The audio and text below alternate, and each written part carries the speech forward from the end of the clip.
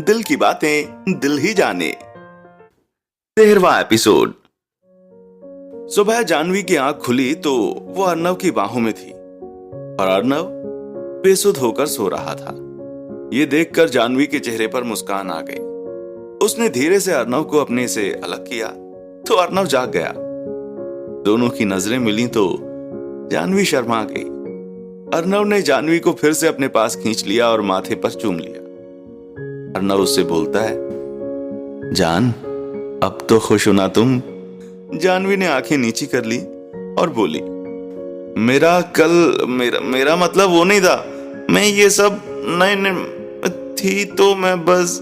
अर्नव हैरानी से बोला, ये सब नहीं चाहती थी मतलब? मैंने जबरदस्ती की? जानवी जल्दी से बोलती है, नहीं, मेरा मतलब आप मजबूरी में नहीं, अपनी मर्जी से। जानवी ने नजरें झुका ली थी तो अर्नव ने उसे अपने सीने से लगा लिया। पागल, जो कुछ भी हुआ मैं ही चाहता था। तुम पूरी पागल हो, कुछ भी सोचती हो। और एक बात बताऊं, मैं तो बहुत खुश हूं तुम्हें अपना बनाकर। पर मैं तो आप ही की थी। हाँ, पर कल तन और मन दोनों से हो गई ना। जानवी फिर से शर्मा कर अर्नव के सीने से लग जाती है। शिव ने आकर सब कुछ देख लिया था और कबीर को भी बुलवा लिया था। शिव ने अपनी टीम को रणवीर और पारस के पीछे लगा दिया था। अर्नव और रणवीर दोनों ही आज परम के ऑफिस में थे। अर्नव आज अपने पार्टनर से सबको मिलवाने वाला था। रणवीर तो बस बहुत बेताब था उससे मिलने के लिए और उसे अपनी तरफ करने के लिए। परम ने कहा, अर्नव बता भी दो, अब इतने महीनों से बस पैसा ही लगा रहा है, वो सामने नहीं आया आज तक। अब तो सस्पेंस खत्म करो। राज ने कहा, तो please welcome mister Shivansh Rathore. सब हैरान रह जाते हैं कि इतना बड़ा आदमी पार्टनर है। शिव अंदर आता है और राज के गले मिलता है और अर्नव की ओर देखकर स्माइल देता है। फिर परम से मिलता है। परम बोलता है, अच्छा लगा आपसे मिलकर शिवांश, पर सोचा ना था कि आप ही अर्नव के पार्टनर होंगे। शिव ने कहा, अर्नव मेरा दोस्त है तो उसने ये प्रपोजल दिया तो मैं मना नहीं कर पाया और प्रोजेक्ट भी अच्छा है तो बस। रणवीर बोला, हेलो मिस्टर राठौर। शिव ने कहा, हेलो मिस्टर रायचंद, अच्छा लगा आपसे मिलकर। पहली बार मिल रहे हैं ना हम, है ना?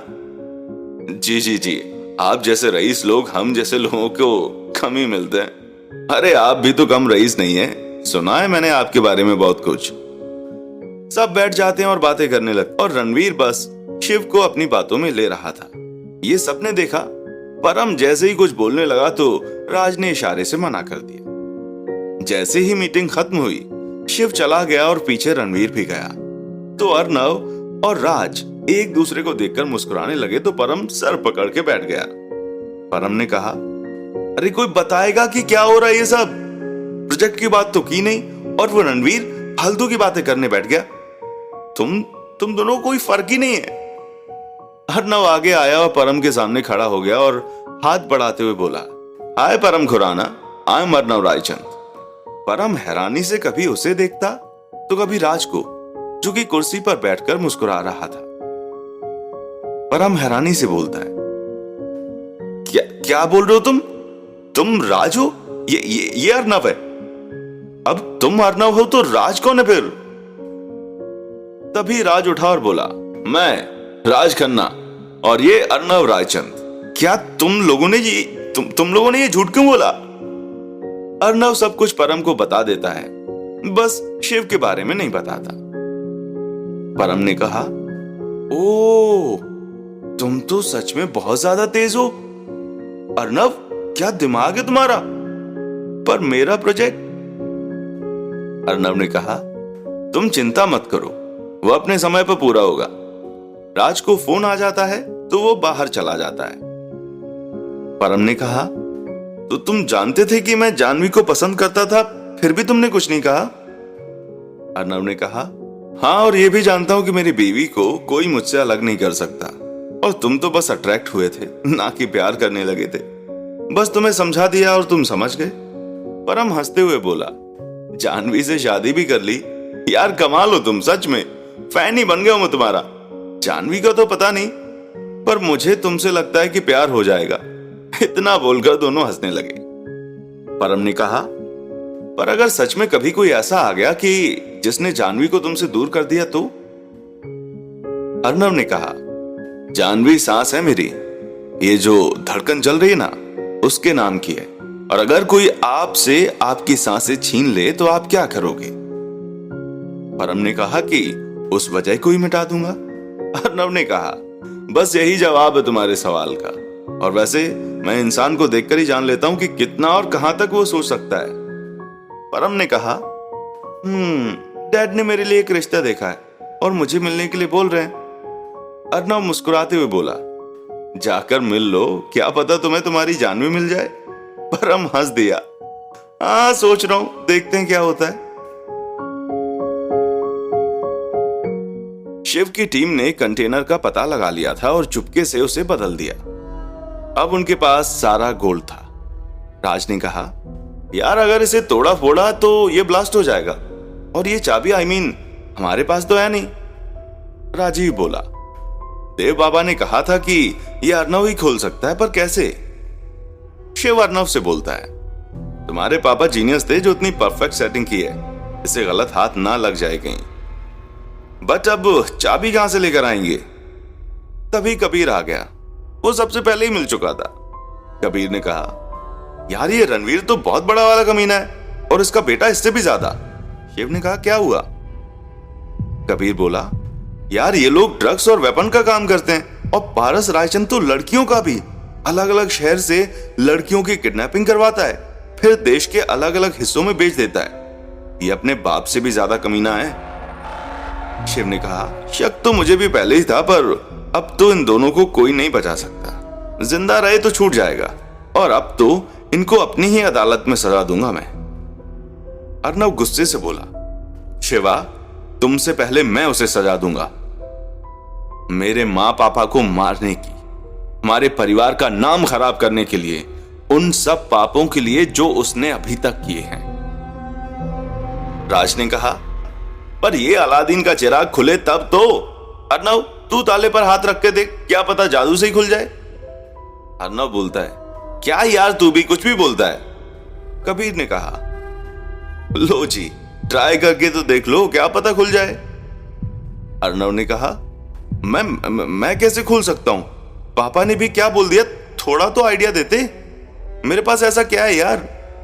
अर्नव को अपने पापा का दिया हुआ लॉकेट याद आता है जो उसके दूसरे जन्मदिन पर उसे दिया था। वो जल्दी से उसे गले से निकालता है और उसे देखता है। वो एक छोटी सी चाबी के रूप में था। अर्नव का दिमाग ठनका, पर ताला बड़ा था। पर कुछ सोचकर उसने वो चाबी लगा दी तो वो खुलने लगा। सब हैरान रह गए। शिव बोला, मान गया यार तुझे, क्या दिमाग चलता है तेरा। जैसे ही दरवाजे खुले तो सामने हजारों टन का सोना पड़ा हुआ था।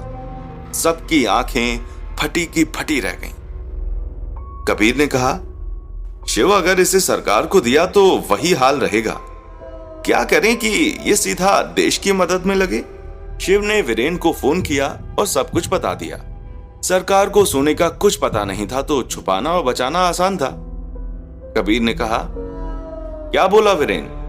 शिव मुस्कुराते हुए बोला, वही, हम इसे डायरेक्ट जनता के बीच ही पहुंचा देंगे। कबीर ने कहा कि पर कैसे?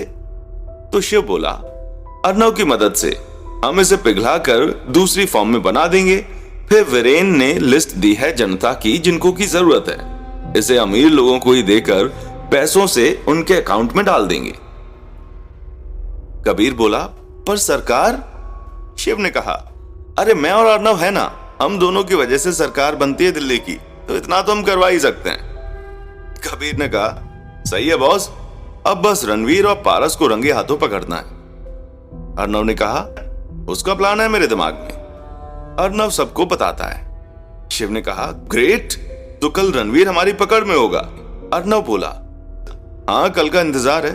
कल मैं रणवीर रायचंद को सामने से मिलूंगा। अर्नव रायचंद अपने असली रूप में होगा।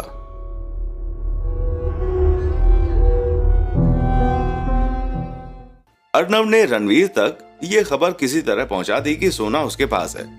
पारस तिलमिला कर रह गया, पर रणवीर को यकीन था कि उनसे भी वो लॉक नहीं खुला होगा। रणवीर बोला, तू देख मैं कैसे उस अर्नव को बताता हूं। बहुत खेल खेलने का शौक है ना उसे, अब मैं खेलूंगा उसके साथ। पारस बोला, वो तो है डैड, पर मुझे कुछ और भी चाहिए उससे। क्या क्या चाहिए तुझे? जानवी, जानवी धनराज। डैड बला के खूबसूरत है वो, उसके सामने तो स्वर्ग की परियां भी कुछ नहीं है। डैड मुझे वो चाहिए। वैसे भी उसके नाम पर भी करोड़ों की जायदाद है, वो सब भी मेरी हो जाएगी। तुम पागल हो गए हो, वो अर्नव से शादी करने वाली है और सबसे बड़ी बात वो यश की बेटी है, ये नहीं हो सकता। बस करो डैड, अर्नव से उसकी शादी हुई तो नहीं है ना? हुई भी होती तो भी मैं उसे अपना बना लेता, वो तो अब मेरे बेड पर मेरे साथ ही होगी। डैड तू पागल हो गया है? हाँ डैड, ये सब छोड़ो, अब बस आप देखते जाओ मैं क्या करता हूं। पारस इतना बोलकर वहां से निकल जाता है। अर्नव ये सब सुन रहा था और पारस की जानवी के बारे में सोच सुनकर बहुत ज्यादा गुस्से से उबल रहा था। राज बोला, यार इसने कुछ बोला ही नहीं कि क्या करने वाला है ये। राजीव ने कहा, वो अब क्या करेगा यार, कुछ आइडिया नहीं है हमें, कुछ ना कुछ तो करना पड़ेगा। अर्नव ने कहा कि हम वही करेंगे जो सोचा है। तभी शिव और कबीर भी आ गए। शिव बोला, तो रेडी हो तुम रणवीर के सामने जाने के लिए? अर्नव ने हां कहा और कहा कि इस पारस का कुछ करना पड़ेगा। कबीर बोला, उसका भी सोच लिया मैंने, तुम शिव के साथ जाओ, जो सोचा है वही करो। किसी तरह रणवीर तक यह खबर भी पहुंच गई कि अर्नव भी सोने के कंटेनर को खोल नहीं पाया और वो उससे डील करना चाहता है। रणवीर को तो यही चाहिए था। वो मान गया पर पारस को नहीं बताया और अपने आदमियों को साथ लेकर अर्नव को मिलने के लिए निकल गया। एक बहुत पुराना गोदाम था जहां मिलना था। रणवीर ने वहां देखा तो राजीव के साथ वहां पर था और पीछे वो कंटेनर था। रणवीर वहीं पड़ी कुर्सी पर बैठ गया उनके सामने और वो दोनों भी बैठ गए। रणवीर ने कहा, तो सब सामने ही है अब तो। अगर तुम सोने के बारे में जानते हो तो अपने माँ बाप की मौत के बारे में भी जानते होगे, पर किसने बताया? उस ऋषभ ने या तुम्हारे होने वाले ससुर यश ने? पर किसी को कुछ पता नहीं था, बस शक था मुझ पर। ऋषभ नहीं बता सकता, वो बहुत डरता है तुझे खोने से, पर यश बता सकता है, वो बहुत खतरनाक रह चुका है। बड़ी मुश्किल से उसे दूर भेज दिया था, पर यहां फिर से आकर तूने वही कहानी शुरू कर दी।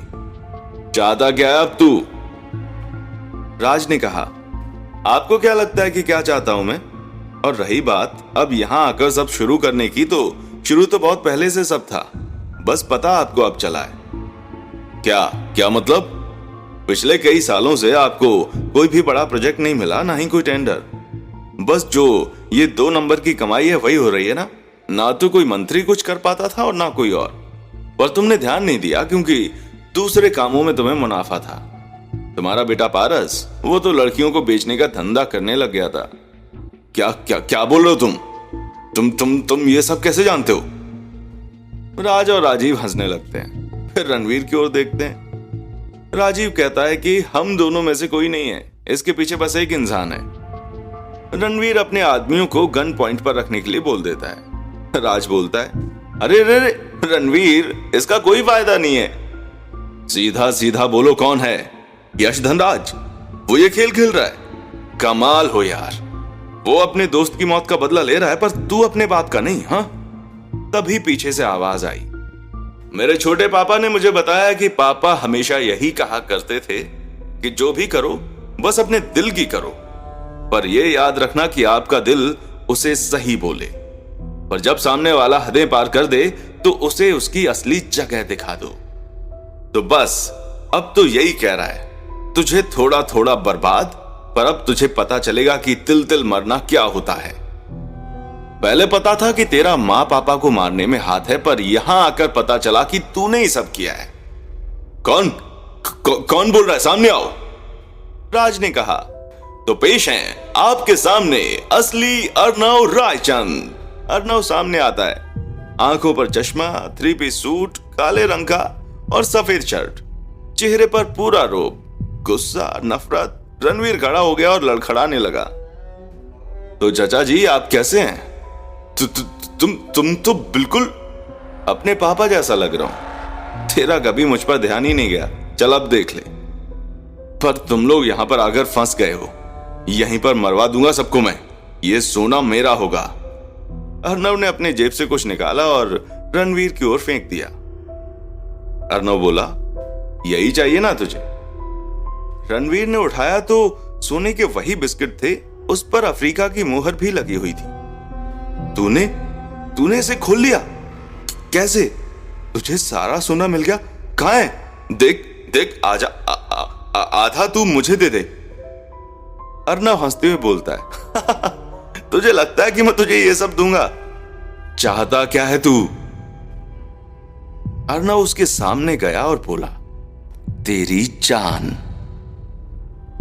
रणवीर बोला, साले चूजे, मारो उन तीनों को। तभी रणवीर के आदमी उन तीनों को पकड़ने के लिए आगे बढ़ते हैं। अर्नव बोलता है, अरे ये गलती मत करना, नहीं तो क्या साले? पीछे देख। पीछे पारस कबीर के गन पॉइंट पर था और पारस को हथकड़ी लगी हुई थी। पारस, ये क्या बदतमीजी है? किसकी इतनी हिम्मत कि मेरे बेटे को हाथ लगा सके? कबीर आराम से बोला, मेरी इतनी हिम्मत है, क्या कर लेगा? हाँ, जान से मार दूंगा तुझे। तू है कौन? एसएसपी कबीर मलिक, इस शहर का एसएसपी कबीर मलिक। रणवीर को अब पसीने आने लगे।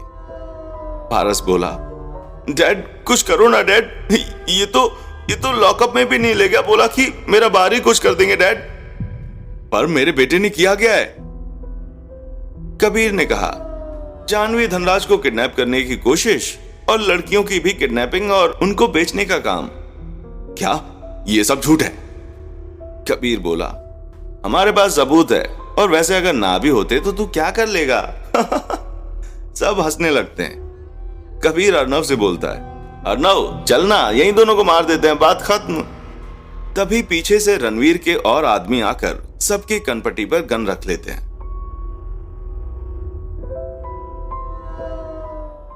इस कहानी को सुनते रहने के लिए चैनल को सब्सक्राइब करें।